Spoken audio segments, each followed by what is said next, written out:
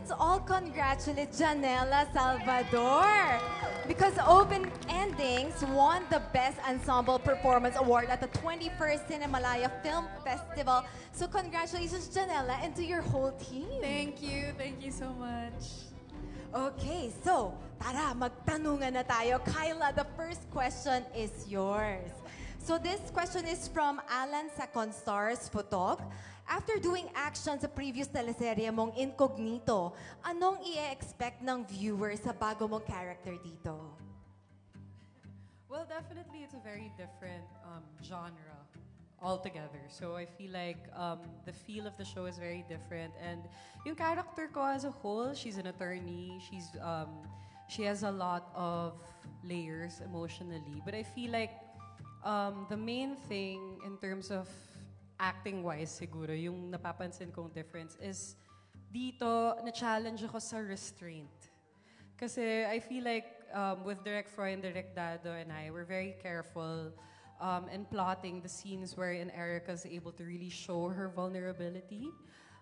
We want to show that Erica's the type of character na hindi masyadong emotional. Which I feel like is quite far from a lot of the characters that I've played before. And even Max in Incognito was a bit more showy than Erica is. So I feel like in terms of comparison, for me, yun yung challenge ko dito. Okay, thank you so much, Kyla. Up next, the question is for Charlie.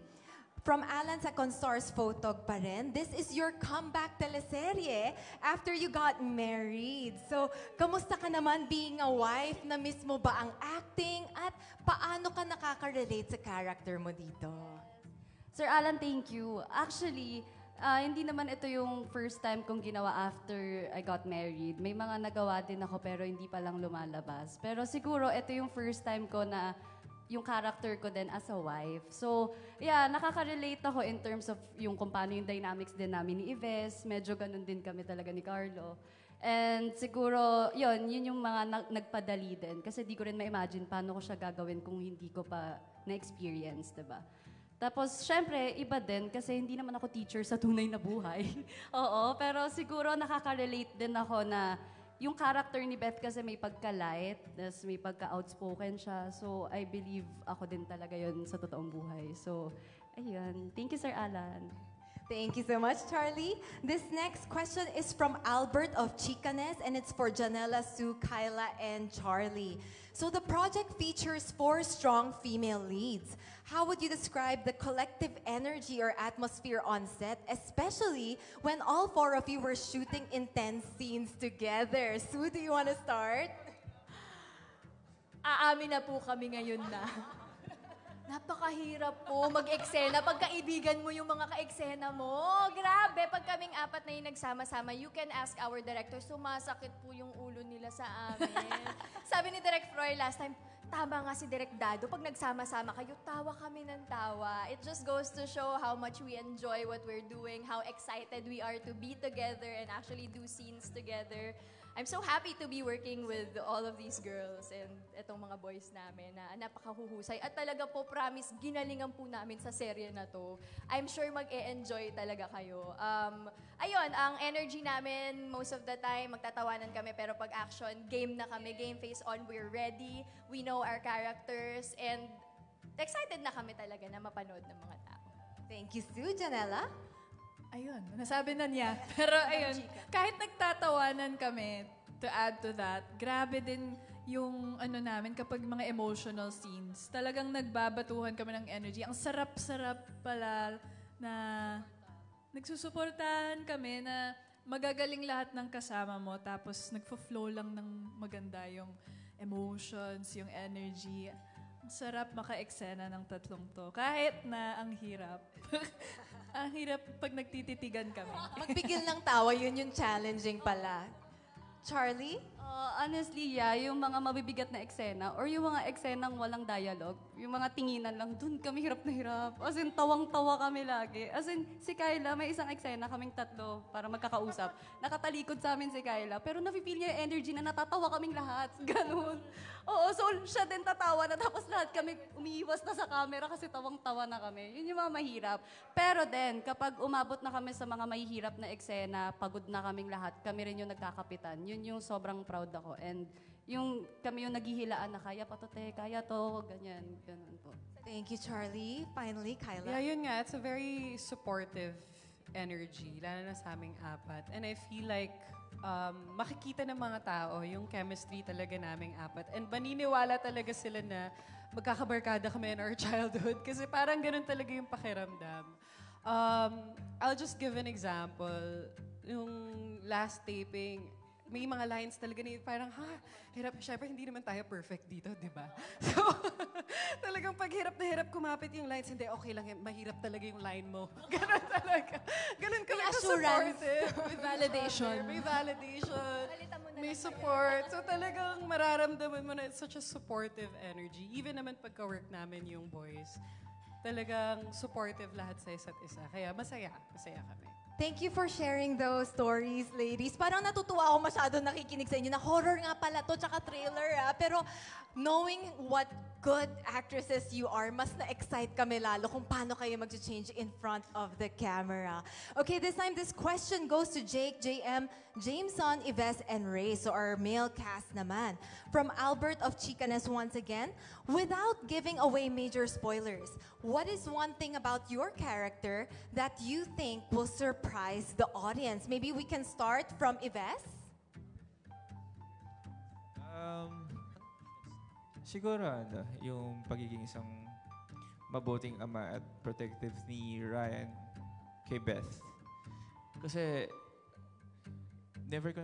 ang hirap sa akin nung una kasi never naman ako naging daddy pa eh. So single ako. Hindi ko nga mabanggit, naalala ko ng mga first scene ko sa show. Hindi ko alam paano ko ibabato yung word na anak. Kung paano yung tono. Kasi parang hindi ako naniniwala na tatay na ako eh. So ito, yun na nga. So tagal, isang taon na rin to. So na-embrace ko na yung character ko. Ngayon madali na lang siya.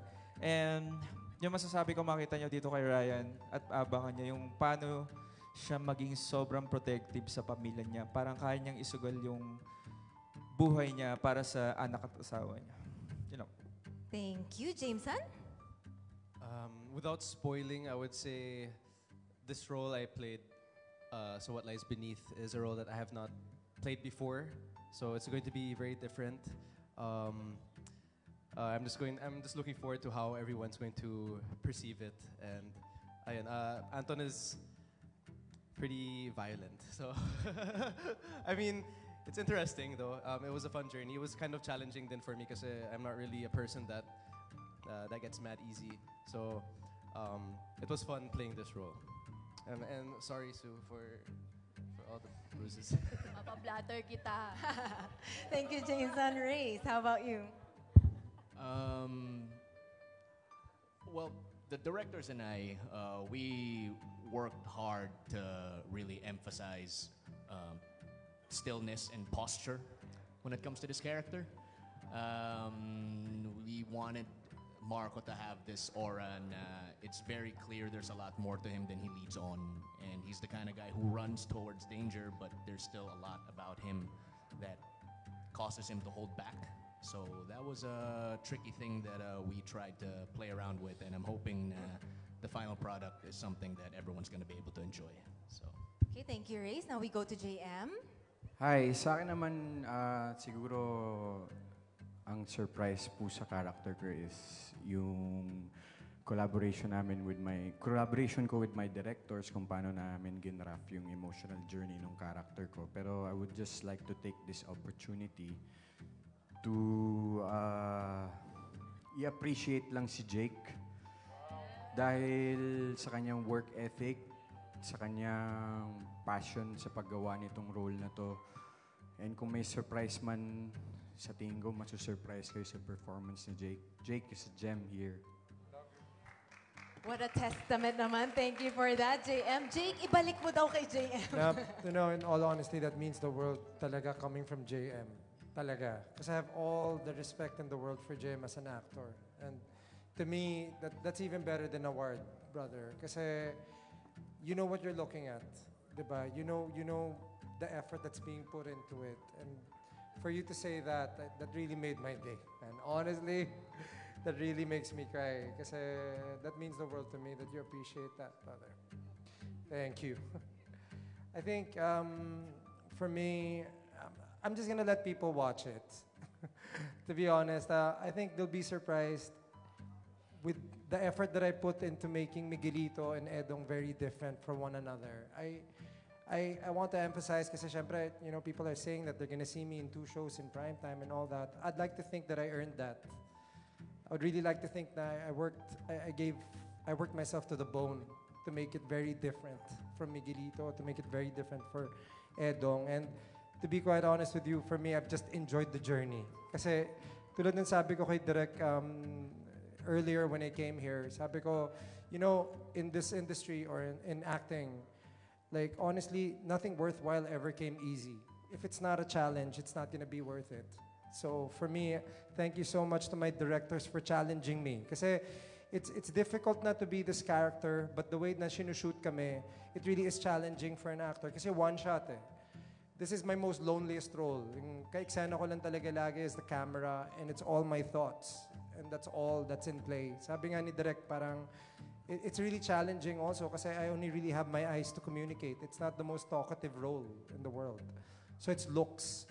It's feels, it's the energy, it's the atmosphere that you bring to the set. So, thank you, JM, for noticing that. Because I really, for me, I just try to stay as focused as I can in this character because it's very different from who I am.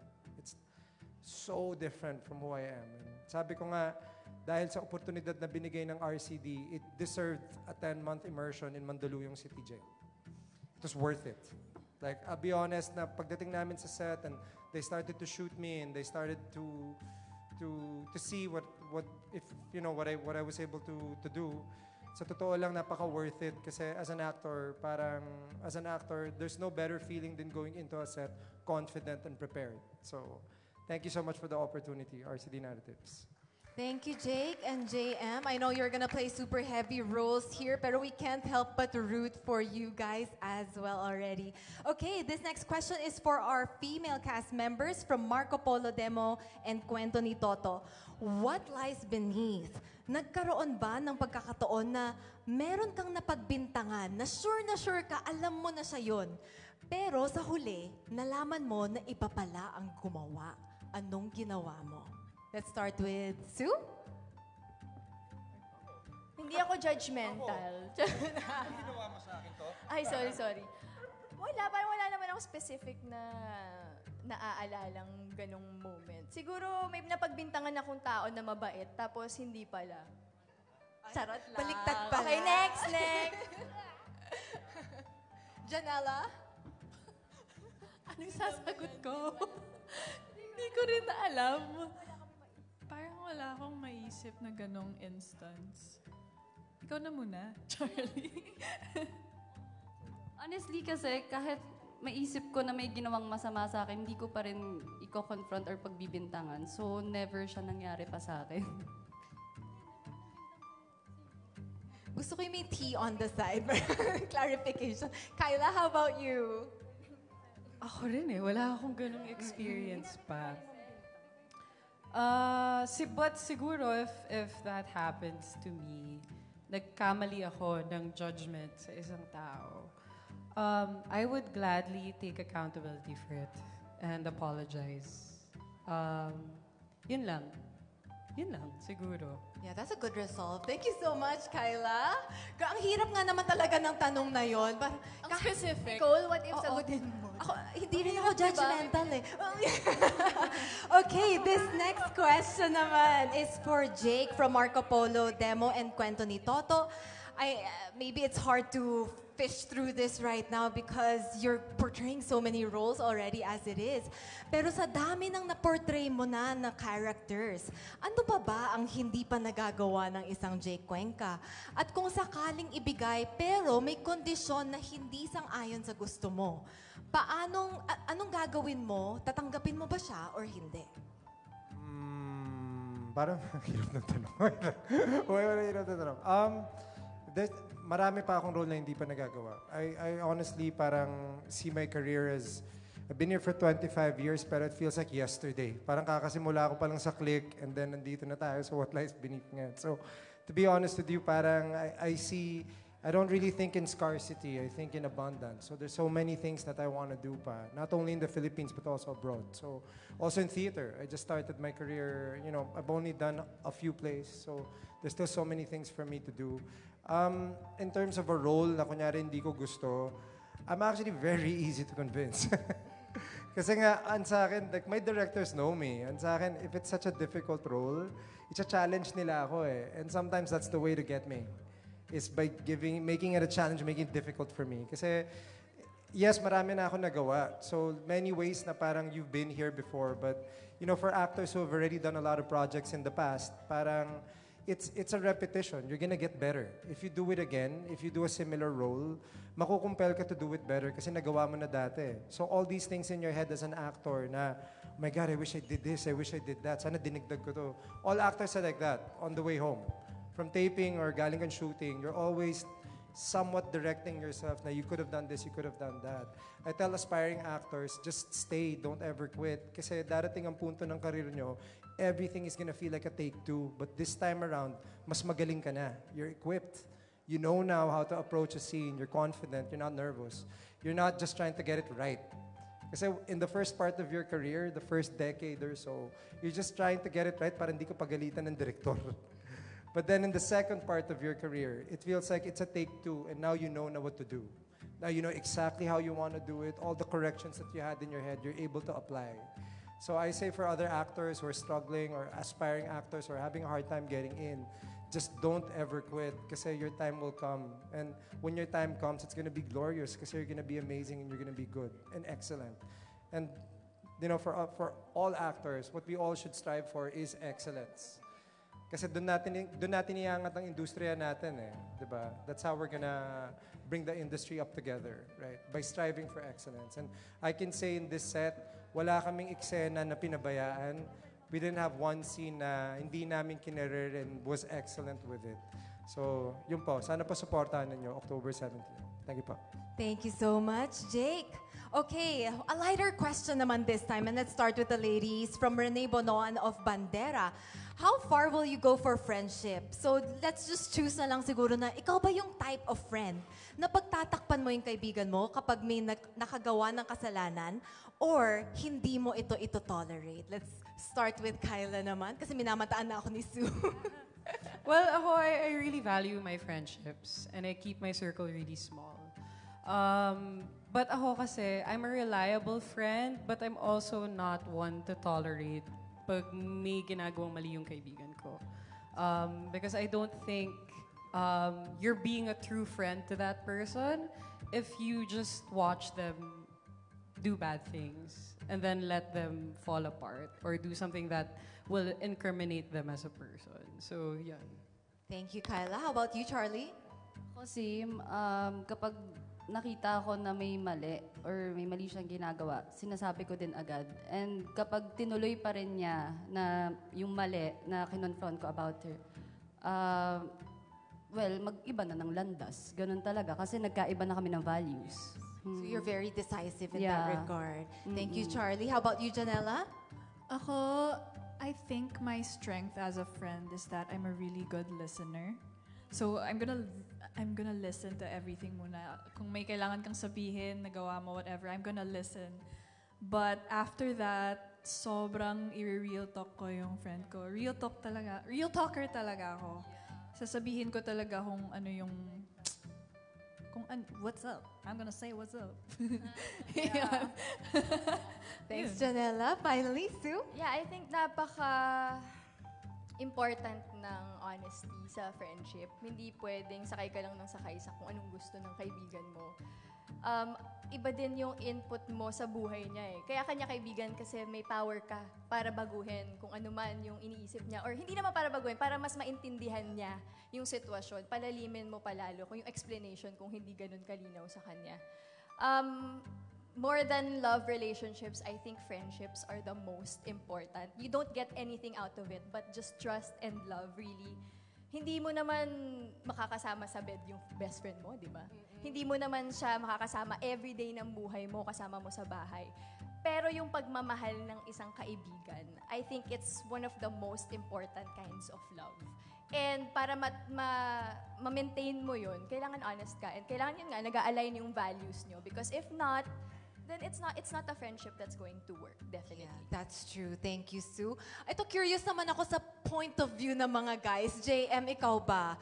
Pagtatakpan mo ba yung friend mo kung nakita mo may ginagawa siyang mali? Or are you someone who tolerates your friend muna? Same lang din po sa kanila. Iko-confront ko yung kaibigan ko kasi syempre mas gusto ko siya mapunta sa tamang landas. And sa tingin ko, pag tinolerate mo yun, hindi ka nagiging mabuting kaibigan para sa kanya. Mas parang mabuti i-end nyo na lang yung friendship nyo kung nagtotoleratean lang din kayo ng mga masasamang behaviors. So, ayun po. Okay, Jake? Are you the type of friend na pagtatakpan mo siya kung nakita mo may ginagawa siyang mali? Or you're gonna be upfront and call him out? I'm not an enabler kasi talaga. Like for me, if I see something, I truly call it out. I'm a very accountable person. And ako, I have no problem saying when I make a mistake. So I expect the same thing from my friends or people I know. So if I see something wrong, I usually really call it out. Yeah, thank you, Jake. Jameson, ikaw ba? Male perspective on this issue. Yeah, I mean, I would say most of the time I would. If it's something light situation, to help my friend, I probably will. Pero most of the time, if it will affect other people and something serious, then yeah, I will do what's supposed to be done. Okay, thank you, Jameson. Ives? Ako kaya kong sumalud ng bullet para sa kaibigan ko. Pero hindi ko naman sinasabing tinatolerate ko sila sa mga masamang bagay na ginagawa nila. At lalo na kung meron silang taong natatapakan or nasasaktan. And ako bilang isang kaibigan, minsan mas humingi ako ng advice sa mga kaibigan ko. Lalo na ito, kay Sue and Charlie. Pag sa love life, parang nanay ko sila na pinapagalitan nila ako eh. Pag may hindi magandang nangyayari. So, yun nga, I'm a good listener din and ma-advise ako sa mga kaibigan ko pero minsan yung advice na binibigay nila sa akin, hindi nag-work sa akin. Yun lang. Thank you so much. Finally, Race? I try my best to put myself in the shoes of my friends kasi, who's to say na I'm not gonna end up doing the same thing that they are when I'm in that position. I don't like the claim that I have some kind of moral superiority. I don't want to tell them what's right from what's wrong. Alam mo yun? I'm not your dad. You're a grown-up, you should be able to figure that out on your own. Although sometimes it really can be difficult to know which way is right. And I think as a friend, it's your responsibility to help someone out to get to that spot. So.